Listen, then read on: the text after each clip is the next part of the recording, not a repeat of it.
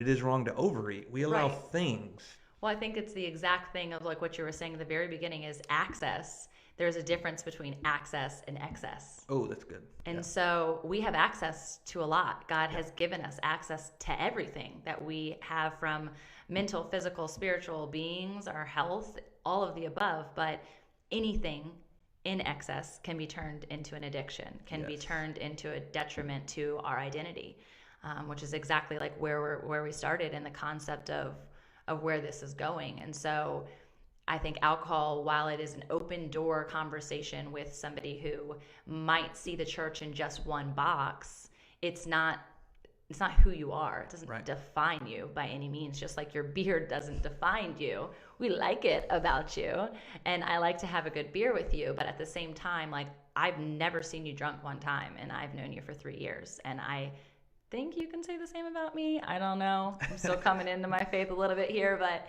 I think that it's imperative to know that as there's different parts of us, and at some point in your life, you might have to restrict what things you have access to, Yeah. and maybe that is alcohol.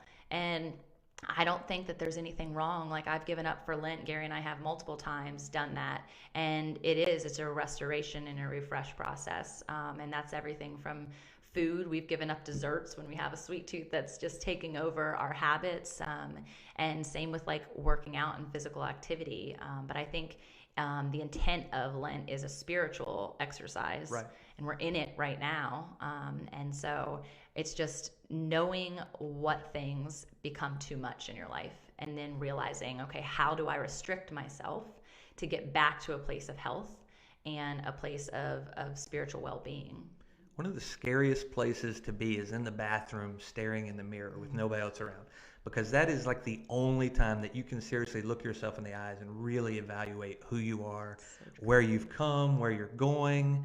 And, you heard Morgan's story last week. I think there's something powerful to where her moment happened yeah. in the bathroom, in front of the mirror, I've got chills. truly a place of introspective look to say, who am I? And it's a scary place because if you've gotten to this place in life by making mistakes and making bad decisions, they will haunt you and you will wear those, like, you always hear that, but like death clothes. Yeah. Anytime you're wrapped up in that new suit on the way out, that will define you the rest of your life. That's what we buried them in. And we hear Yeah. that a lot, with family members, like, oh, I remember that suit. That's what we buried them in. That's the clothes they wear. Yeah.